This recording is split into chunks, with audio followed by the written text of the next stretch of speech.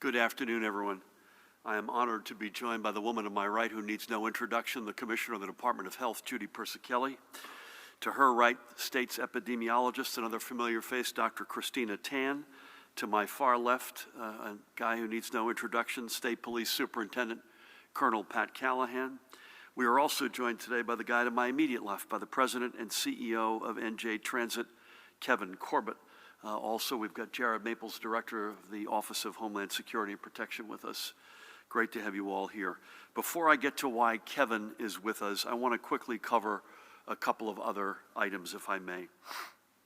This weekend, I partook in a movement built around ensuring justice for and solidarity with our communities of color, particularly when law enforcement is involved in a death. Any life lost is a loss to be mourned and grieved. This applies regardless of whether someone dies during a police encounter. And I offer condolences to the families of every person who has died during a law enforcement encounter. Police have a responsibility to protect the people they serve, and that demands a high level of accountability when things go wrong.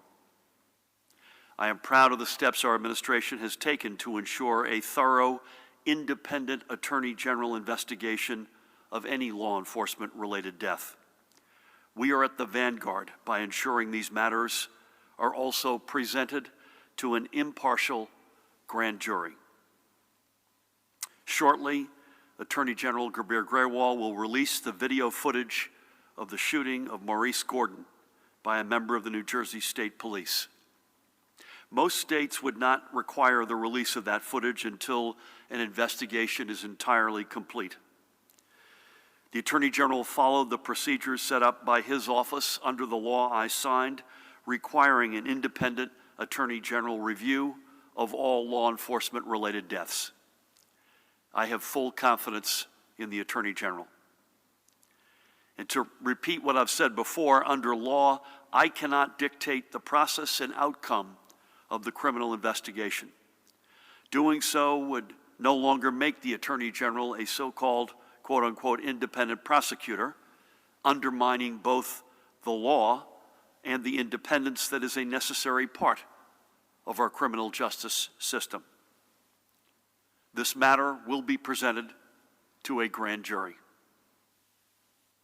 As I noted, the First Lady, our son Josh, and I had the opportunity to join two of the protests which took place to say that Black Lives Matter, that systemic racism must be relegated to history, and that we must use this time to transform our society and ourselves so that we finally live up to our nation's highest ideals.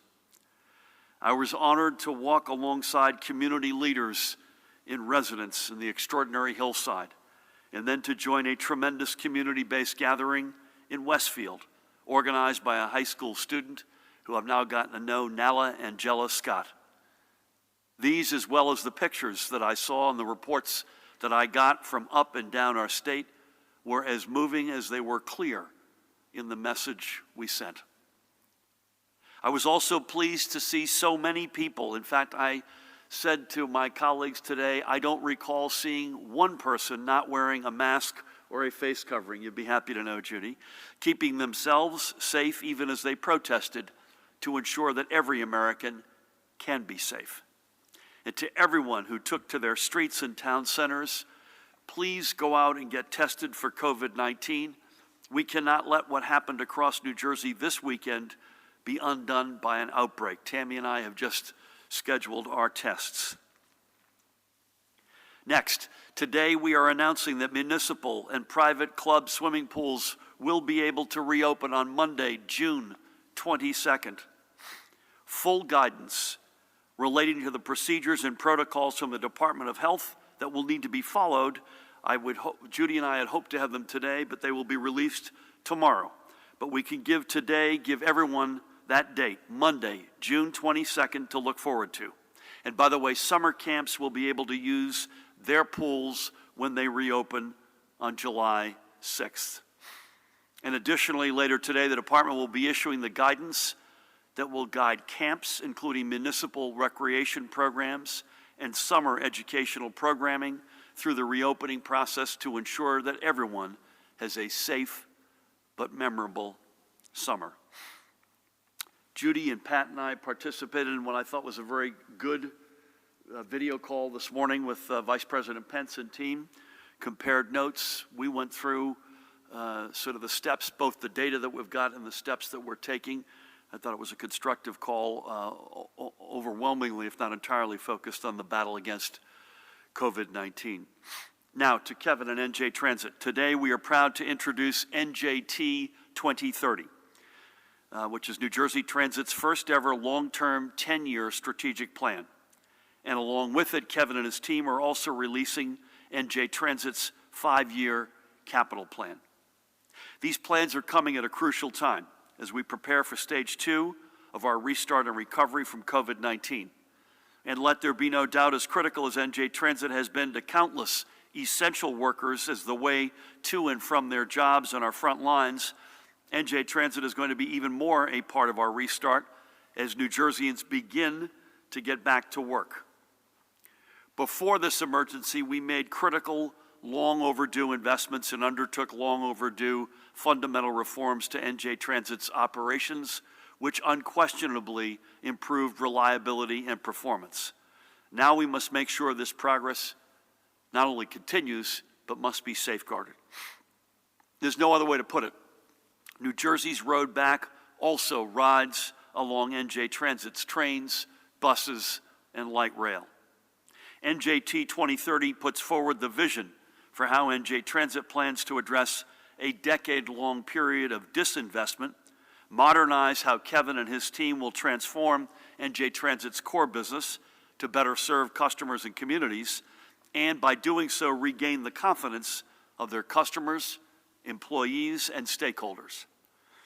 This plan has been more than a year in the making and stems from countless conversations and interactions with customers and employees, as well as a robust peer review of how other mass transit systems are working to meet their challenges.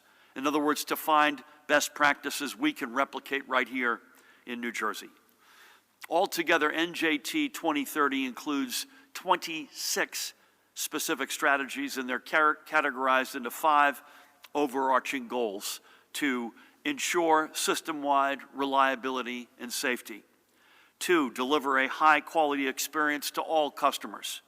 3, power a stronger and fairer economic recovery across communities and regions. 4th, build an even more accountable, innovative, and inclusive culture within NJ Transit. And 5, promote a more sustainable future for NJ Transit in our state.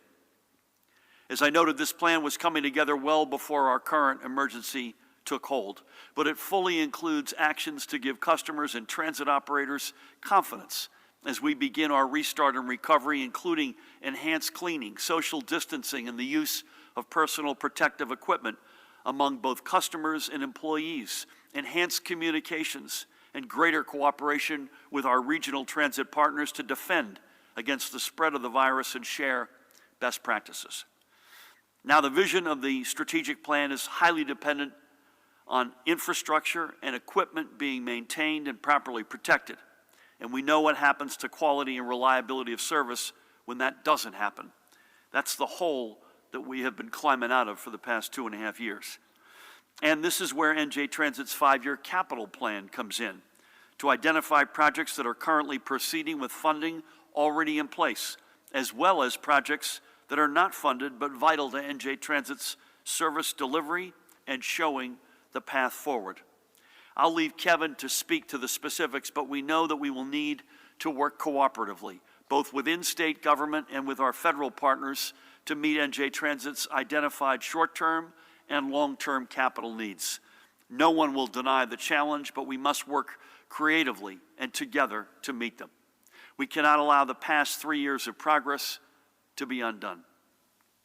I'll close on this topic as I started. A safe and reliable NJ Transit is necessary to help us travel our road back. And I know that if we work together to make the vision in these plans reality, NJ Transit will help power New Jersey's resurgence at a time when we need it most. Let's turn to the overnight numbers. Yesterday, we received an additional 356 positive test results for an updated statewide total of 164,497. Here is the trend line of new cases. And here is the graph which shows the slowing rate of transmission of COVID-19. This is the RT. The rate remains below 1 at 0.70, which means that each new case is leading to fewer than one other new case. I'm told, Judy, by our data colleagues that this number may be a little bit more positive than the reality, that the jump down to 0.7, Tina will probably correct me, but that it's not quite as happy because the base of sampling was in a smaller base, but it's still in the right direction. And this is another one that's in the right direction. The daily positivity or spot positivity rates, these are from samples collected on June 4th, was 3.6%. What all of these numbers tell us is that the spread of COVID-19 continues to slow. And that is, again, why I urge everyone who took part in a march or a peaceful protest this weekend to get tested. We have the testing capacity, and we have more than testing sites across, we have more than any other state at this point in terms of per capita sites across our state. Let's make sure these numbers stay moving in the right direction. Looking to our long-term care facilities, we continue to work hard to push down the curve in terms of both newly identified cases of COVID-19 and to stem the loss of blessed brothers and sisters and residents to COVID-19 related causes. 5,542 lost lives in our long-term care community. We know this is a challenge felt in every state, but we are committed to New Jersey being a leader in taking it on and ensuring the health and safety of residents and staff.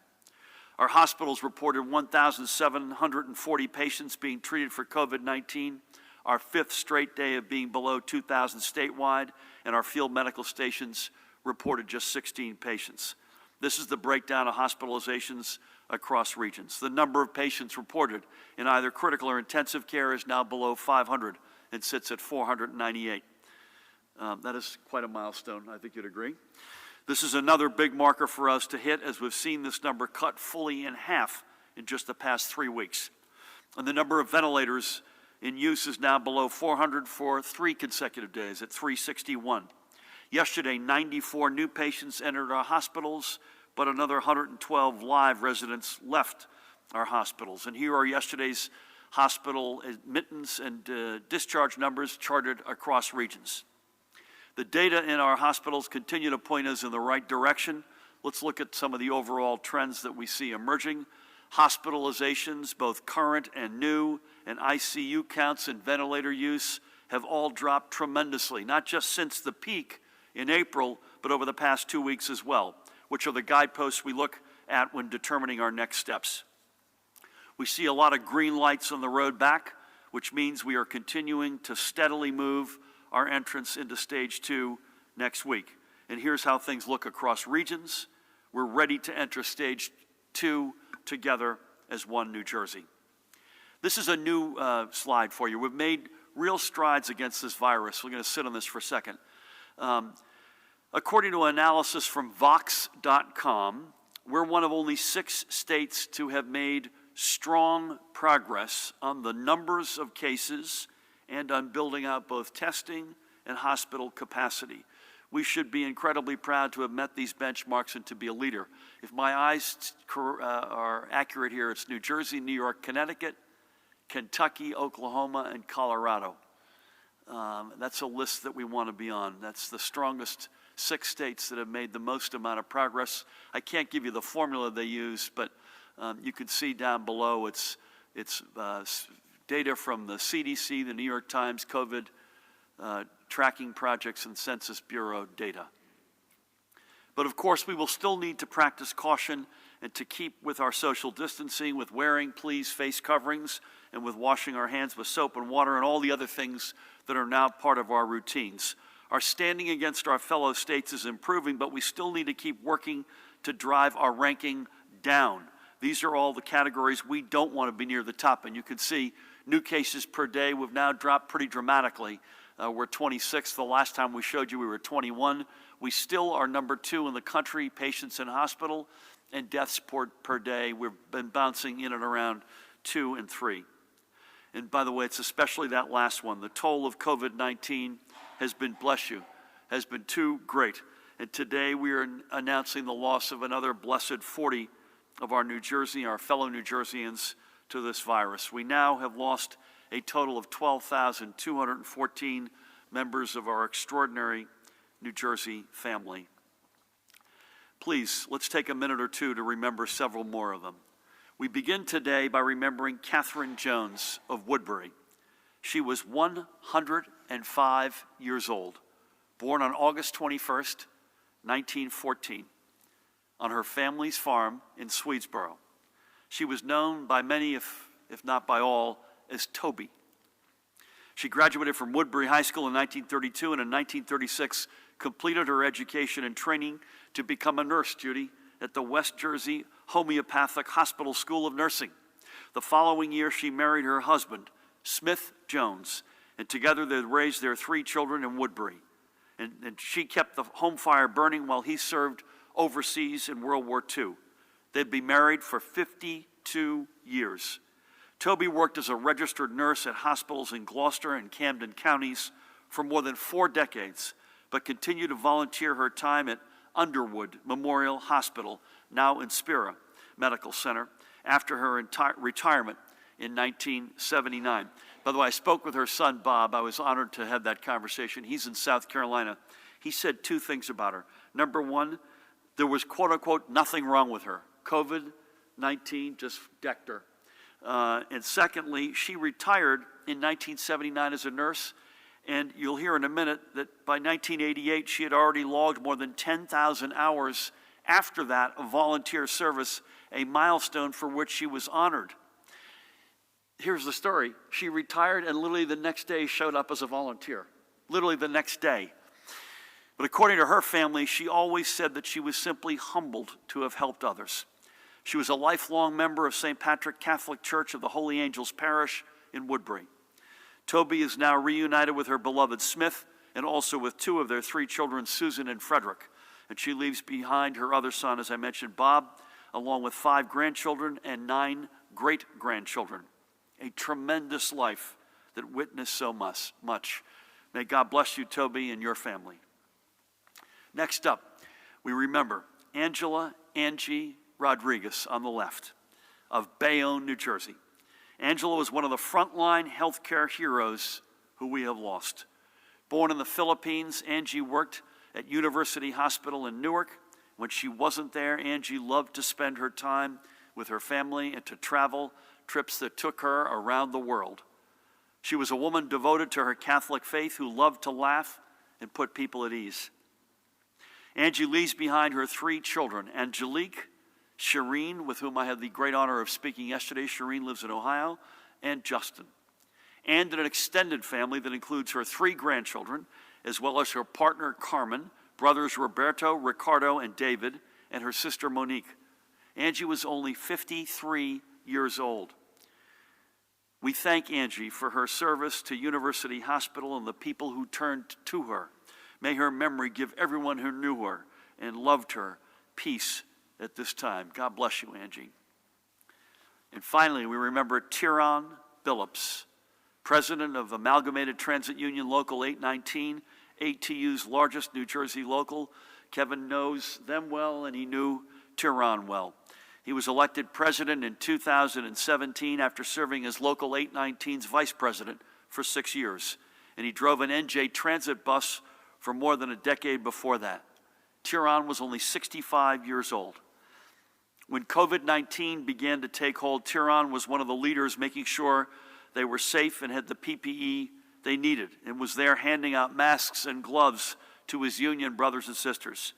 That act, being right there with his members, working with them, protecting them, was pure Tyrone.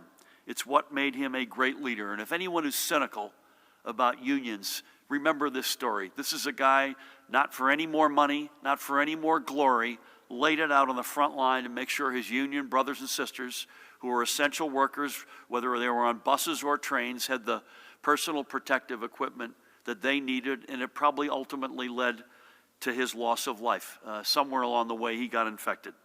Tyrone was a member of the Greater Refuge Church of Christ in Plainfield. He was an usher there as well as a leader, serving on various church committees.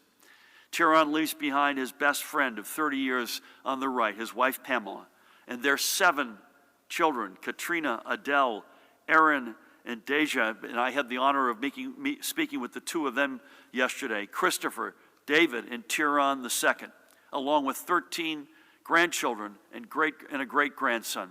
He's also survived by his sister, Kathy, and he leaves behind thousands of labor brothers and sisters and countless friends, including me. He was really good to me. By the way, Tyrone battled COVID-19, Judy, for 61 straight days in the hospital.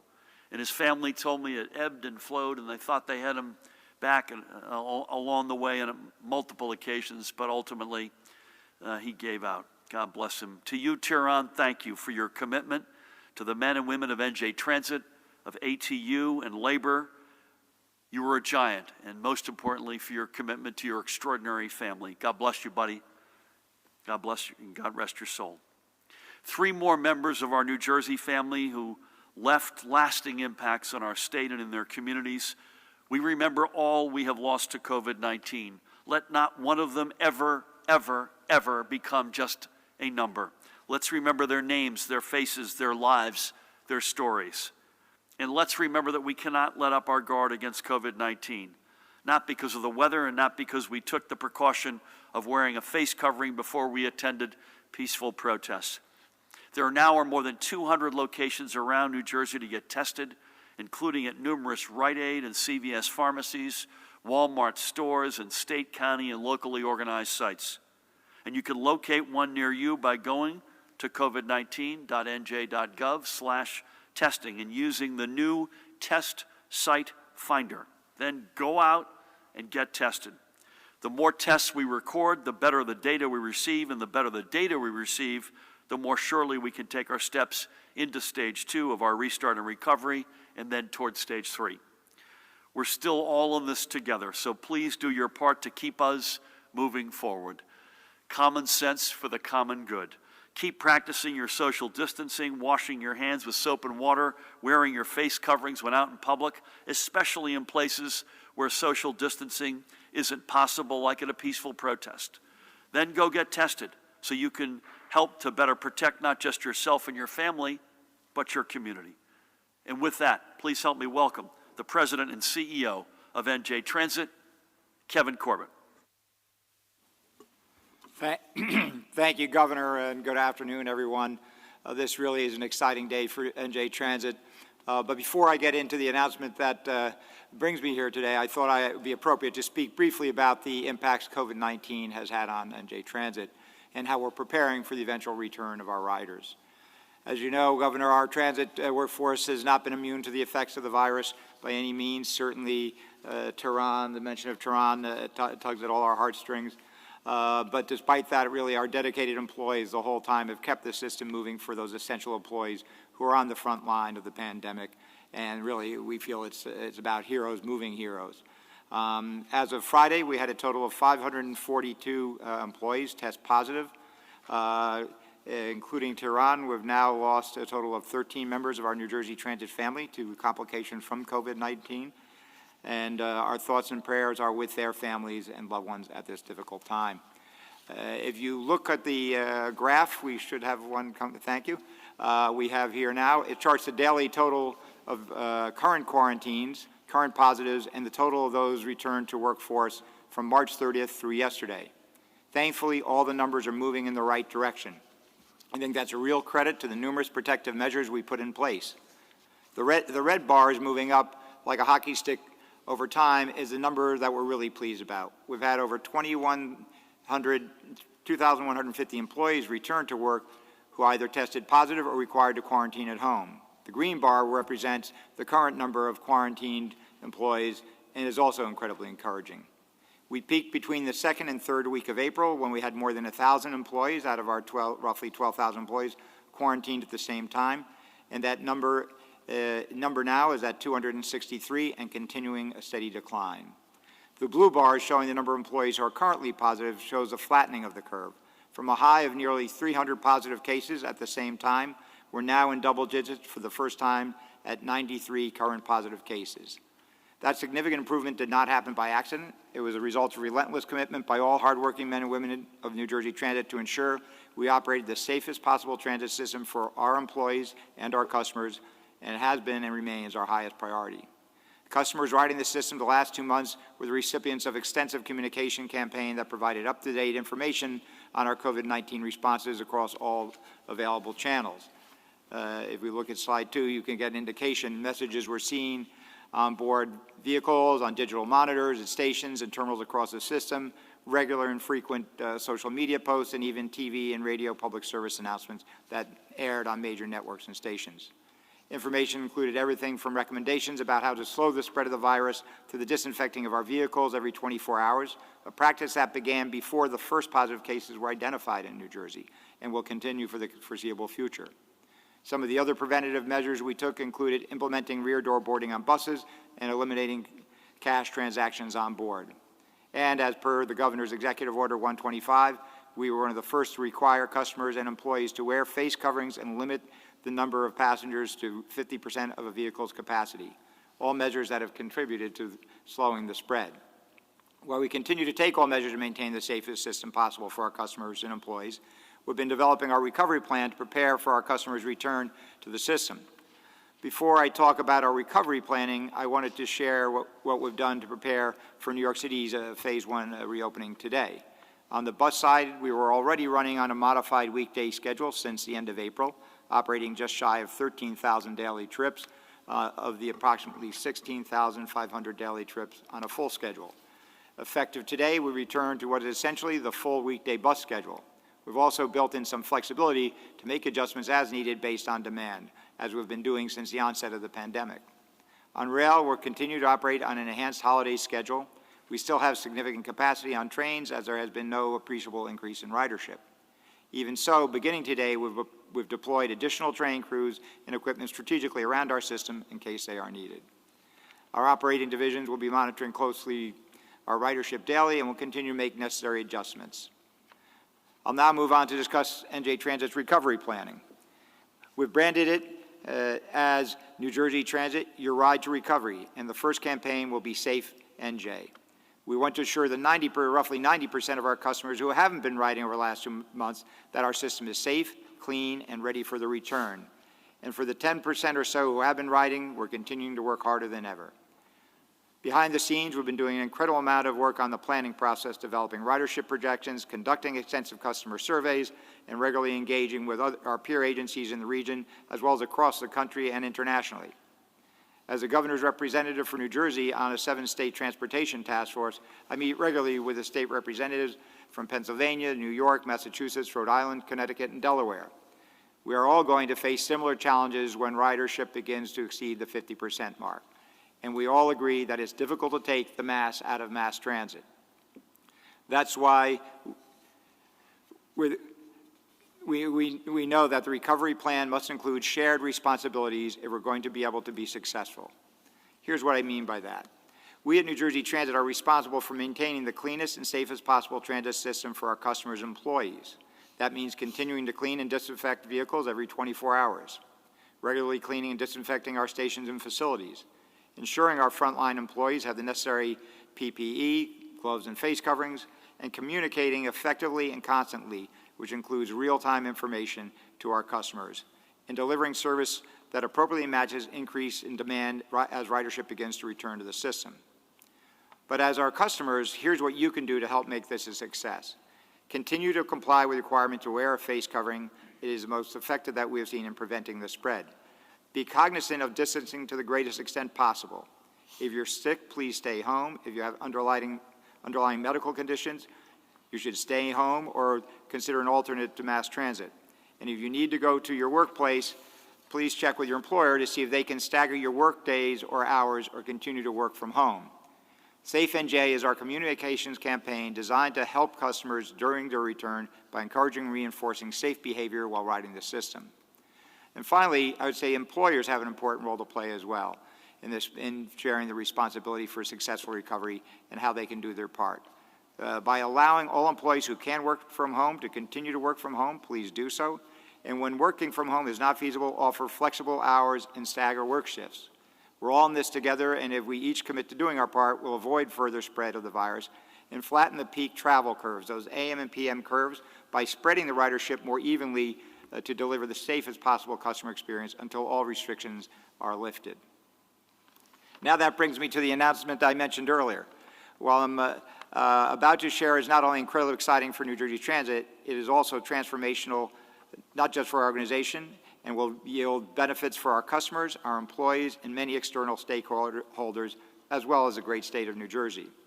It is a culmination of more than 2 years' work of work by employees from across the entire organization and incorporates feedback from customers, elected officials, transit advocates, and other external stakeholders. I'm extremely grateful to the Governor for allowing me to share this venue for this occasion, and I'm extremely proud to announce the launch of NJ Transit's first comprehensive 10-year strategic plan, NJ 2030, and our first public-facing 5-year capital plan. I believe, the slide there you can see, I believe Governor Murphy said it best at his State of the State earlier this year, when Governor, you said, if a transit system doesn't know where it's going, it's never going to get there. And Governor, we couldn't agree more with you, and I'm confident that NJ 2030 and our 5-year capital plan provides us with the direction that the agency was so sorely lacking when we arrived. Not only does this transit system now know where it's going, but we're going to get it there. I think if you look for the next slide, I'll start with the NJ 2030, this 10-year strategic plan. I'll provide a high-level overview of the strategic and capital plans, but you can visit njtplans.com to view each plan in its entirety. The COVID-19 pandemic certainly has reinforced the need for a long-term strategic plan that is anything but static. NJ 2030 is a living document that we fully expect to refine as we progress towards 2030. It provides a core strategic vision for our organization with the flexibility to evolve to meet the ever-changing and sometimes unexpected needs of our customers and our region. The plan's 5 overarching goals, which you see here, along with the 26 strategies and more than 100 strategic initiatives, carve out an ambitious roadmap for NJ Transit. But the plan is really about our customers and putting them first in every decision we make. We've included metrics for measuring success. This plan will hold us accountable for meeting deliverables within the first 2 years, and then a longer scenario from 3 to 5 years, and then the third phase, the years 6 through 10.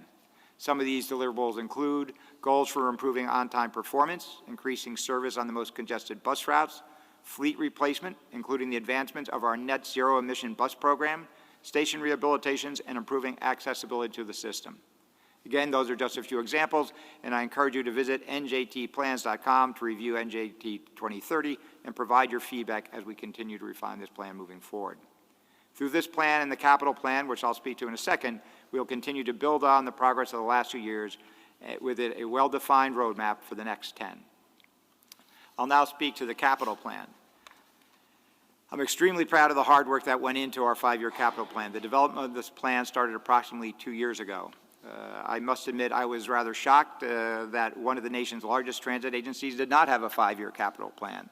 And so one of the first orders of business when I arrived was to order a system-wide condition assessment of all our capital assets.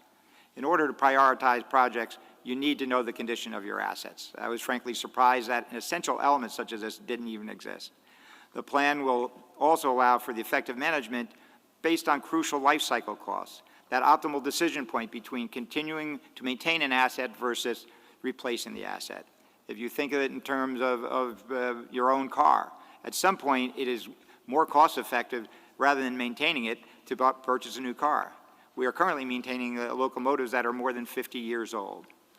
Simply put, upgrading infrastructure in a modern fleet provide reliability and efficiency, driving down operating costs and expenses. I want to note that this is also a rolling 5-year capital plan and it is unconstrained vision for New Jersey Transit, a plan that makes NJ Transit a world-class system and puts customers' needs first.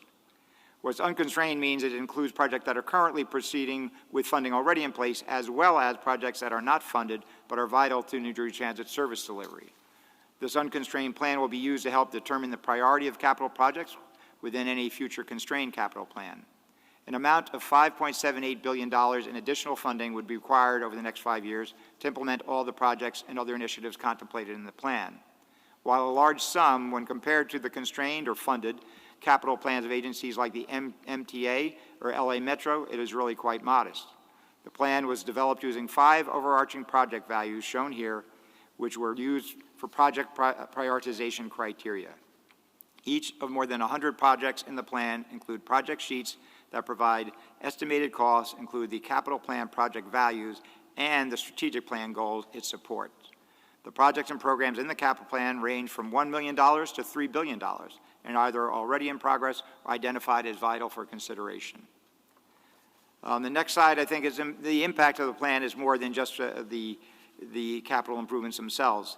The Rutgers Center for Advanced Infrastructure and Transportation estimates that the plan will generate $54.9 billion of economic output within the state, $15 billion of earnings for New Jersey employees, which is the equivalent of 245,000 FTE job years for New Jersey employees.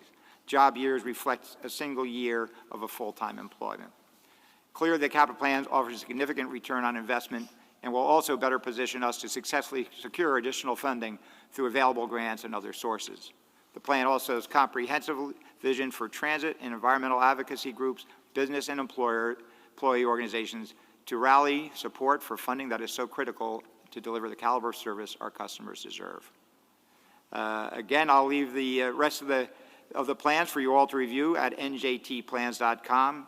And I want to thank you, Governor, for your leadership and continued support for NJ Transit, as well as Commissioner Gutierrez-Cachetti, who was unable to join us today.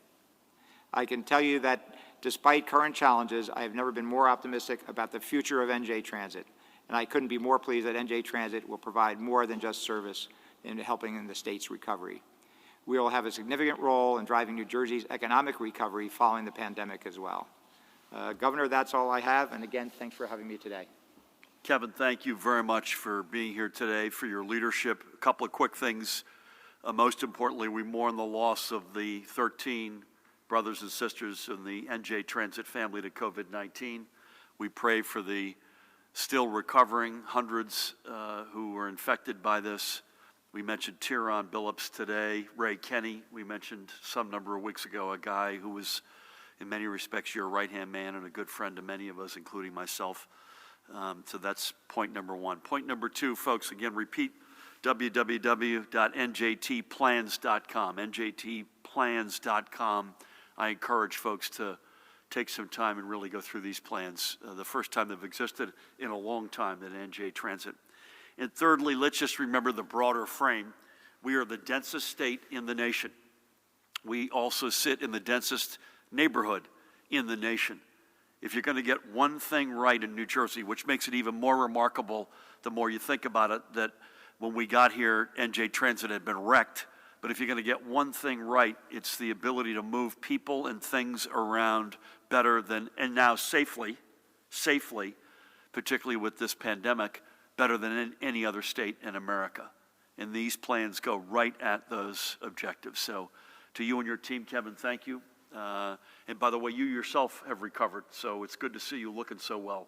And you struggle with this as well, so God bless you. Great to have you back. With that, please help me welcome to the woman on my right who needs no introduction, the Commissioner of the Department of Health, Judy Persicelli. Thank you, Governor, and good afternoon. Well, today the department is releasing guidelines that will help ensure the health and safety of our children, camp workers, and the greater community from the infection and the spread of COVID-19. The guidelines set parameters on appropriate social distancing, face coverings, and other hygiene practices, staggered arrivals and dismissals, and enhanced cleaning and disinfection.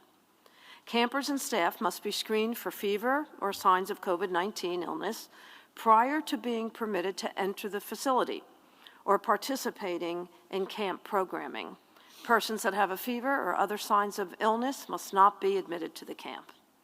Campers and staff members should be educated on steps to prevent the spread of COVID-19. Groups should include the same children each day with the same staff person if possible. Mixing between groups should be restricted. Camps should avoid communal dining and stagger meal times to ensure social distancing of groups. And again, surfaces must be cleaned and sanitized between each meal service. Staff are encouraged to wear cloth masks while working, unless doing so would interfere with the individual's health, or the individual is outside in extreme heat, or the individual is in the water. Cloth face coverings for staff and campers should be worn when social distancing of 6 feet between assigned groups cannot be maintained, unless the individual falls under one of the exceptions. Cloth face coverings should not be put on children under the age of 2. All youth camps are prohibited from on-site activities engaging in full contact sports and providing resident or overnight camp activities. All youth camps are prohibited from off-site activities. Hand wash and hand sanitizer stations should be provided in numerous areas around the camp. Gloves should be worn when handling or serving food to campers. Social distancing is encouraged during busing transportation to and from the camp. Vehicles should be cleaned and disinfected between each use, and face covering should be worn when social distancing cannot be maintained. All youth day camps, including municipal day camps, are required to submit a youth camp attestation form. The attestation form must be submitted no later than 24 hours prior to the opening date, acknowledging that their facility has in place COVID-19 youth day camp policies and procedures. Opening of camps is important for New Jersey families who are in need of child care services as a viable option in addition to traditional child care centers. As we open up more activities, we have guidance in place in order to protect the public's health. As a state, we have made tremendous progress in reducing the spread of COVID-19, but we cannot let our guard down. People can spread the virus before they know they are sick, so we must continue to take precautions to protect our health and those of our loved ones. Ensure you are safely distancing from others, at least 6 feet, which is about 2 arms length. Wash your hands frequently for at least 20 seconds. Wear a face covering, covers your mouth and nose. Avoid touching eyes, nose, and mouth, especially with unwashed hands. Stay home if you're sick. Cover your mouth and nose with a tissue or sleeve when coughing or sneezing, and clean and disinfect frequently touched surfaces. Although the risk of severe illness may be different for everyone, anyone can get and spread the virus. We all have a role to play in slowing the spread of COVID-19. The governor has shared the daily statistics, 1,724 hospitalizations, with 489 individuals in critical care. 74% of those patients are on ventilators. There are 2 new cases of multi-system inflammatory syndrome in children reported since Friday, for a total of 39 cases in our state. The children affected have either tested positive for active COVID-19 infection or had antibody tests that were positive, indicating exposure to the virus. Thankfully, there are no deaths reported at this time in New Jersey. The ages of children affected range from 1 to 18. 1 child is currently still hospitalized. The breakdown of race and ethnicity is as follows: white, 22%, black, 34%, Hispanic, 38%, Asian, 6%, and other, 3%. I want to emphasize that although the population size is small, it appears to be disproportionately affecting black children at 34% and Hispanic children at 38%. The governor reviewed the new cases and deaths. In terms of deaths, the breakdown is similar to what I've reported in the past: white, 5.38%, black, 18.5%, Hispanic, 20.4%, Asian, 5.7%, other, 1.6%. The state veterans' homes numbers remain the same, as do the psychiatric hospitals. The daily percent positivity for New Jersey overall is 3.61%. The northern part of the state is 2.76%. Central is 3.49%. The south is 5.81%. So that concludes my daily statistical report. Please continue to take precautions to limit the spread of COVID-19. Stay connected, stay safe, and stay healthy. Thank you. Judy, thank you. It's undeniable. And I know the N, or the denominator, is small for the child inflammatory syndrome, but the fatalities are a number now over 12,000. There's no question that communities of color, if we've said this here before over the past now several months, but if you want to look at the legacy, the stain of racism from slavery, you can look at it through a whole different number of lenses. One of them is the health lens, and we speak to it almost every day. And this children's inflammatory syndrome is yet another data point that, again, as you caution us, 37 cases is not a huge number, but the numbers do jump out at you. So that is something that we would be ignorant to not learn from, react to, and figure out what we need to do to be better than that. So thank you for that, and for everything, not just the report, but everything. Pat, we had dozens and dozens and dozens of protests over the weekend. We had good weather on both days, so beaches and parks. And then, of course, we had the other sort of day in and day out reality of dealing with COVID-19 and the state moving on its own, under its own steam as it does. Any updates on any of the above? Thank you. Thank you, Governor. Good afternoon. On the compliance over the weekend, that's Friday, Saturday, and Sunday, just a handful of incidents, all which revolved around citations of non-essential business and not adhering to the executive orders. To your point, beaches and parks, I had no reports of any noteworthy events over the weekend, and trust that will continue. To your other point, we had more than 130 demonstrations and protests over the weekend. Again, each and every one of them ending peacefully, which is a report that I am always welcome to read. Today there are 17 that we've been advised of, and I've gotten an update just as I'm sitting here. Those that have completed already, again, ended peacefully, and that is certainly appreciated by not only all in attendance, but all law enforcement that are asked to be there as well. That's all I got, Gov. Pat, I would just say the two that I was at yesterday, law enforcement was standing tall. Really impressive. The entirety of each of the events was impressive, literally every aspect of it. I'm happy to say I don't recall seeing literally in either Hillside or Westfield, literally can't recall seeing one person without a mask. Literally, I can't recall seeing one person. We're talking about thousands and thousands of people, so hats off and thank you for that as always. Dante, we're going to start over here. Every time we say we're going to see you at 1 o'clock, we end up changing it. Today is no exception, but tomorrow I'm pretty confident, Dan, we'll be together at 1 o'clock. And let's just remember what we've got coming up. We're going to give the guidance on pools tomorrow.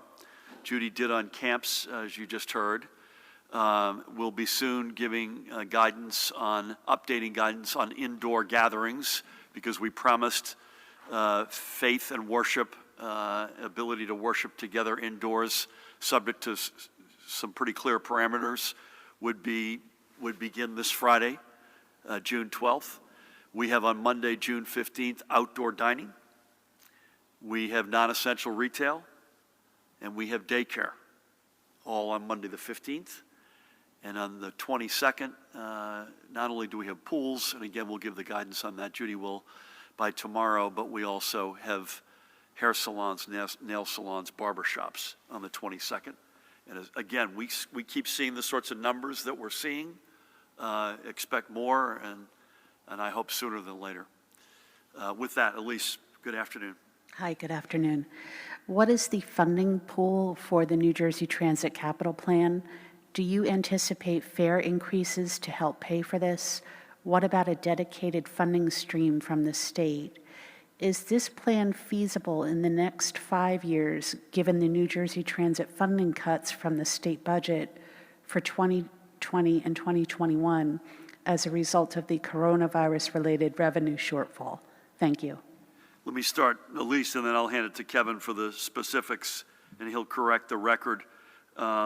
We haven't promised forever on no fares, but I'd like to continue to look out on a horizon and say no fare increases, at least I think we're promised through June 30th next year. I hope we can go longer than that, but it's too early to tell. But commuters got completely crushed over the 8 years prior to our getting here in terms of fare increases on the one hand and service reductions on the other. And I would just say again, Kevin can get into the details, but the ability to borrow at the state level, again, the Assembly has taken that step. We laud them. We hear some good noises coming out of the Senate. We need that to get over the goal line. And then even more importantly, we need the direct federal cash assistance.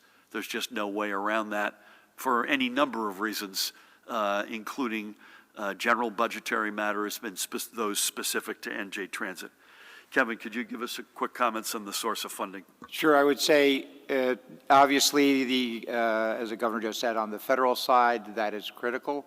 Certainly investing in New Jersey and New Jersey Transit is a great way of helping to feed the golden goose. The more money goes from New Jersey to Washington than comes up. So investing in transit, not only does it help fair and equitable for a lot of the people who ride our system, particularly as we've seen, the most essential are often low-income riders.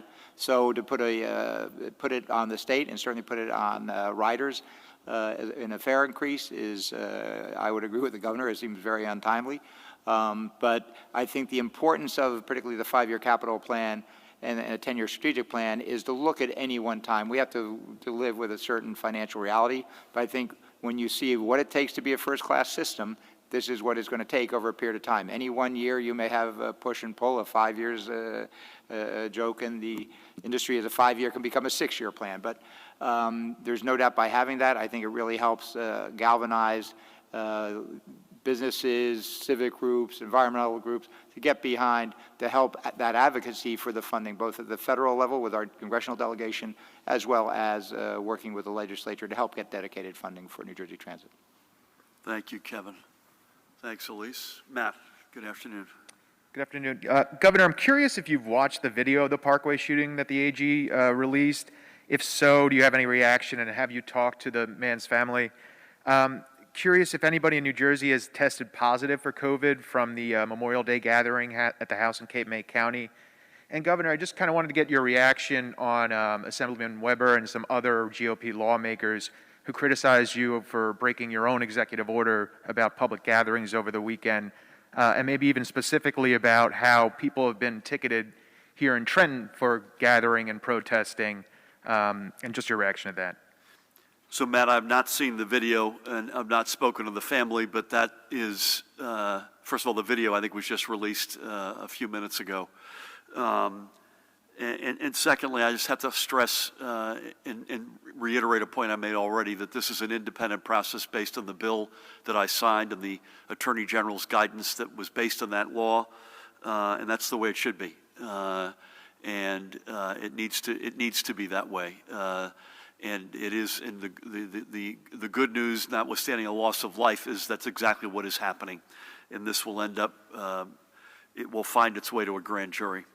I've got no more color. Is the Cape May gathering the one where the folks from Pennsylvania went back? I've got no coloring on it, but I was concerned when I saw that.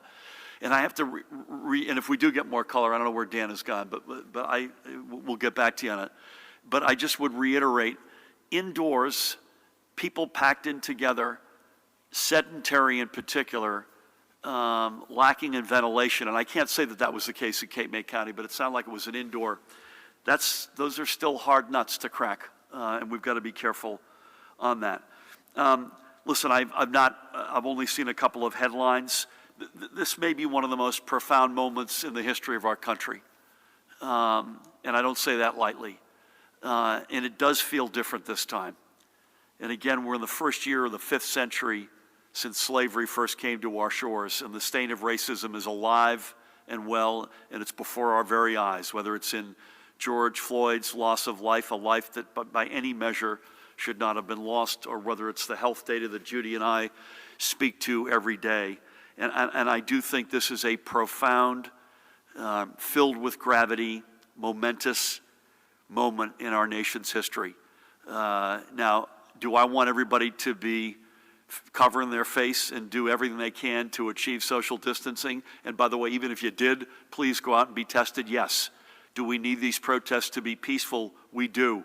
And so far, New Jersey has distinguished itself as it has time and again, in particular over the past several months. And Pat and I, when Pat says what he says, I always literally knock on wood, just as I do when Judy says the child inflammation syndrome has not led to any loss of life. I always hit the wood on that. It has to stay peaceful, but this is a moment that I think is bigger than any of us right now. And so I'll leave it at that. Thank you. And again, we'll come back to you on the Cape May, because I'm frankly concerned. Sir, do you have any? You good? Where's this guy? I think he's editing video. Okay. Dustin, good afternoon. Good afternoon. Will New Jersey Transit be providing a plan specific to the pandemic describing how it will enforce face coverings and social distancing and things like cleaning procedures? If not, why? There's likely to be hiccups during the reopening and when mass transit's back up and running. How will transit communicate with customers who notice issues on the commute and let customers know when or if their concerns are addressed? And Senator Weinberg recently wrote a letter to transit about the customer advocate position being fundamentally reformed. Has that been done?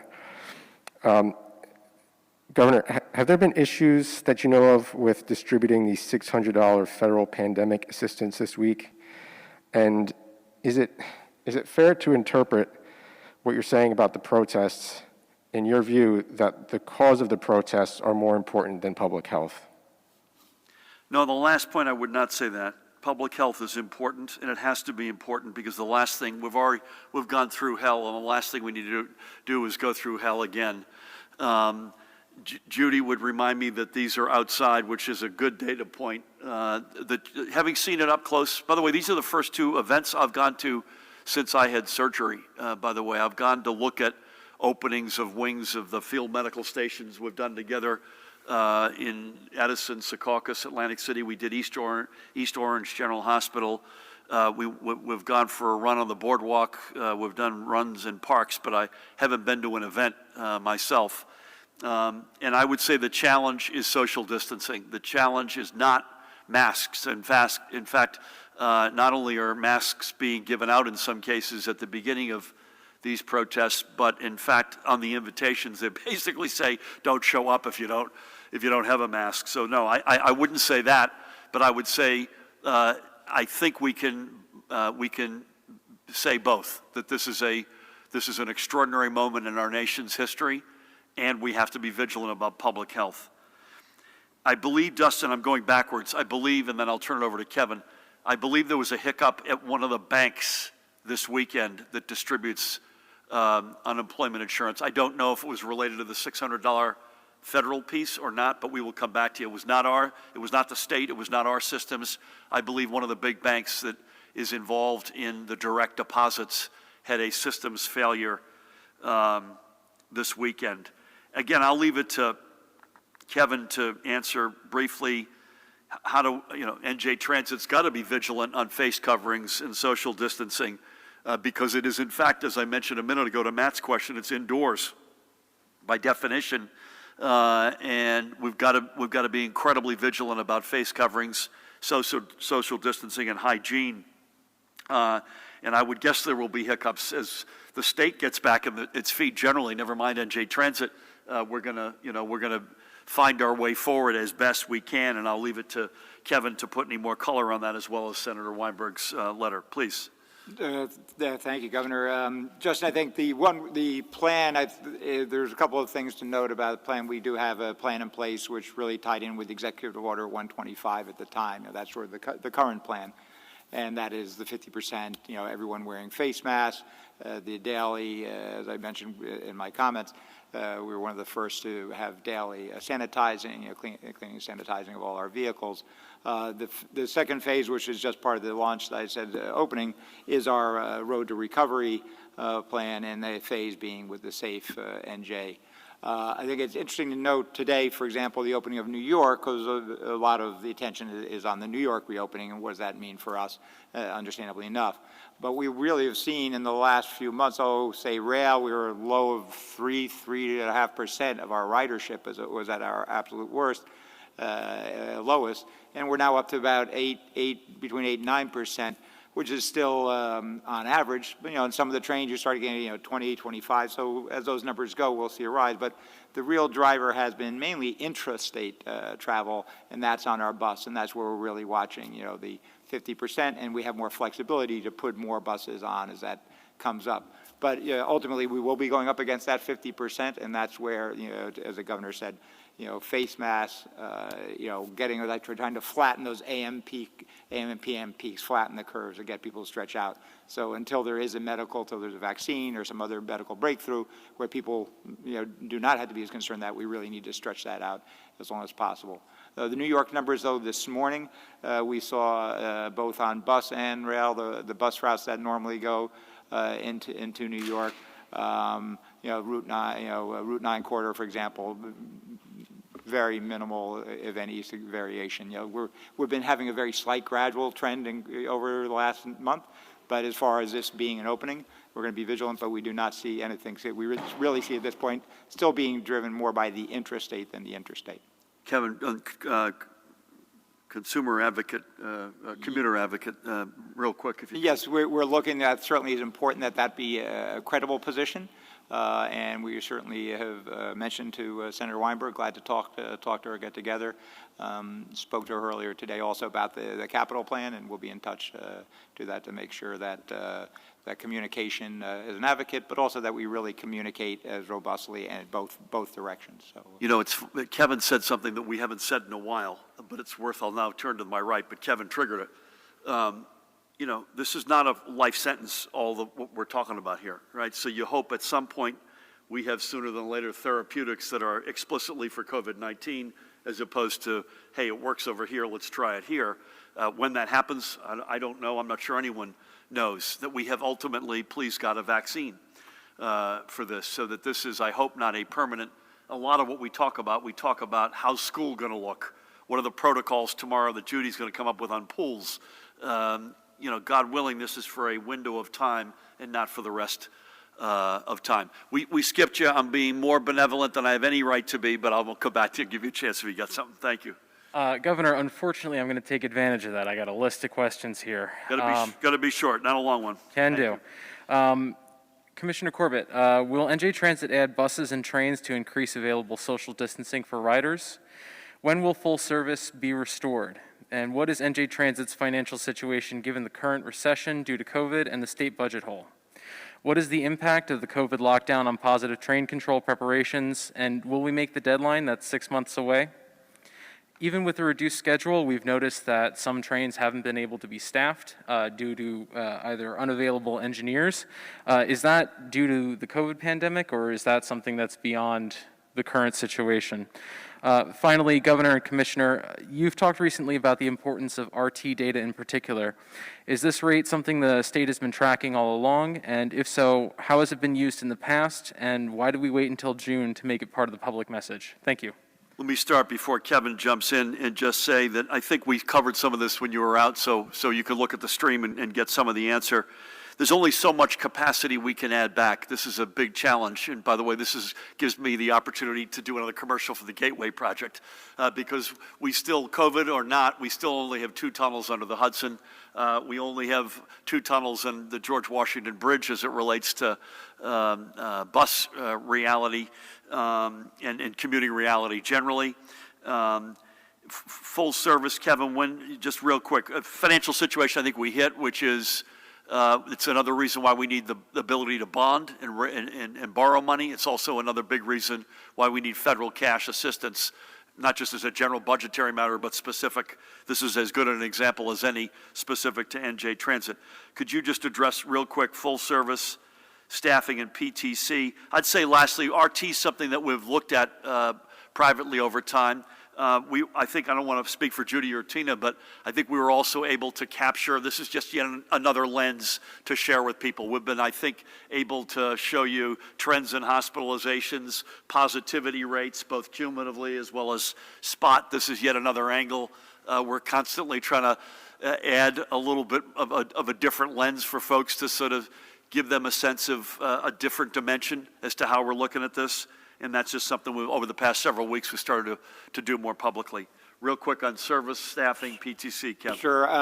On this service, our bus actually is we're now at full service. We're pulling back on some of the routes where there's little or no ridership to keep that as a cushion, but our service for bus now is at normal service. Rail, we're holding back as we do have capacity, and we have, as I mentioned, extra crews and trains where we see a bump, but we have not seen the need to pull that yet. So we will adjust the schedules as we start to see, as we monitor the ridership come back. As far as engineer availability, there have been spots, particularly in the early. We did have engineers. You know, we have two divisions, Hoboken and Newark division. And Newark seemed to be hit harder, no particular reason. But those numbers, as part of that curve that I showed you, is coming back. So the engineer availability. No particular reason, except Essex County has the most amount of fatalities of any county in the state, and obviously it got slammed. So please. Yeah, yes. And PTC on? PTC, we are working, keeping the vendors' feet to the fire. A lot of that software related, but we are doing extensive testing. Today we're testing on 4 of the different lines, in fact. So we intend to meet that deadline and working very closely with the FRA to keep heat to make sure that our vendor delivers. Thank you, Kevin. Thank you, sir. Dave, good afternoon. Hi, Governor. A growing number of people, Democrats and Republicans and independents, who support the Floyd protests and what they stand for are confused and concerned and in some cases angered that you are picking and choosing how the executive order that you created is being applied. Why are protests with hundreds and thousands of people shoulder to shoulder, some without masks, being allowed, but other small gatherings that affect people's livelihoods and other things like graduations that can be social distanced properly are still not being allowed? You've repeatedly talked for weeks and actually months about how one standard based on science, data, and fact should be applied to our entire state, and yet this seems to be changing for protests. Why doesn't the executive order apply to this situation? And as was referenced previously, you attended a couple of protests over the weekend, so you're violating your own executive order. Doesn't this seem hypocritical when you're asking the entire state to follow everything else that you're saying? But in this case, there's an exception based on your take on it. I think the key here is the logic. Real quick, people don't understand the logic I got it. of Thank this. you. Thank Anything you. else, or is that it? That's it. Okay. So I think I've already addressed this. And let me also say that Matt and Pat would want me to remind folks that this is up to local law enforcement in any case. And so I believe it's true, and if it's not true, then I stand corrected, that in any other non-anti-racism protests that I'm aware of that was related to COVID-19 that's occurred, A, there have been very few citations, but B, they've been directed only at the organizers. And so I walked away from Hillside, I walked away from Westfield. I'm going to say a couple of thousand in Hillside, probably more than that in Westfield. Pat, you tell me if you see this differently, or Matt, there's also a decision to be made for public safety locally. How many protests over the weekend? 130. 130. As I say, I repeat my point. This is a moment in time, perhaps unlike any in our nation's history. There is an overwhelming amount of anger and passion, and by the way, it's all been incredibly peaceful. I mean, overwhelmingly so, particularly in New Jersey, and we should be very proud of that. I can't imagine what it would look like if we said to people, actually, you have to stay in. You have to ignore systemic racism. I'm sorry. For just ignore it. Just stay inside. You can't go out and voice your anger, your rightful anger. I can't imagine what that looks like as it relates to public safety. And so I would add that dimension to my answer, which is I think this is literally unique in our nation's history. I do think this is an inflection point. I do believe this does feel differently this time. Please God, it does. I mentioned this in Westfield. Let's not ever allow this, like next week, as it's happened so often, to slip into the back pages of the newspaper. I'm the last guy in the state who probably reads the physical newspaper, and it's no longer top of mind. It doesn't feel that way. It feels different this time. It's up to us to make sure that it stays different, and so that's my answer. Thank you. Please, you'll take us out. Good afternoon. Is it safe to say then that people who attend these protests have some leniency in regards to these social distancing guidelines? And then for the Colonel, you received a letter today from the Assemblyman Jay Weber in regards to his belief that the governor committed 2 separate violations of the executive order. He trusts that you'll uphold your public duty to the fair and consistent enforcement of our laws at this time. That's quoting him. What's your response to his letter? Thank you. Is that it? That's all. I've got nothing else to add on your first question. I've already answered it several times, so you'll forgive me. Pat? I think the governor's already addressed it with regard to, 1, it is a local law enforcement decision, and 2, that for the last 3 months, I think we've been striking that balance between public safety and public health. I think we've seen that every day for the last 3 months, and that's my response to that correspondence. Thank you. Thanks to everybody. Judy and Tina, thank you, as always, for being here and for your extraordinary leadership. Kevin, it's a treat to have you with us. Good luck as you roll these plans out. We need you. Again, we're the densest state in America. We got to be safe, and we got to be good. And if we're both of those things, that's a huge, huge weapon in our economic development going forward. Pat, as always, thank you. Let's hope the peaceful protest string of success we've got stays as good as it is, and thank you for your leadership. Jared and Matt and Dan and the whole team here. Again, we'll be with you at 1 o'clock tomorrow unless you hear otherwise. And to everybody out there, thank you. Thank you for being extraordinary from moment 1 in COVID-19. We've outperformed every state in America. You saw that map. We're in a group of only 6 states when you add up key metrics on testing, on capacity, on reduction of cases. We're at the top of the class, and on behalf of Judy and Pat and the rest of us, let's stay that way. You've been extraordinary. Keep it up. We're going to continue to open things up, as you heard today, and you'll hear tomorrow, and we're going to continue to get that. I got my reservation for a week from tonight, and very excited about that. And then secondly, in this profound, filled with emotion, passion, a sense of history moment in our country. You've been extraordinary, folks. Stay peaceful.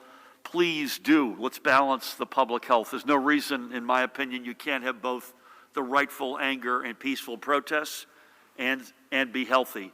So try your best to stay distant. Wear a face covering, period, full stop. Get tested. God bless you all. We'll see you tomorrow.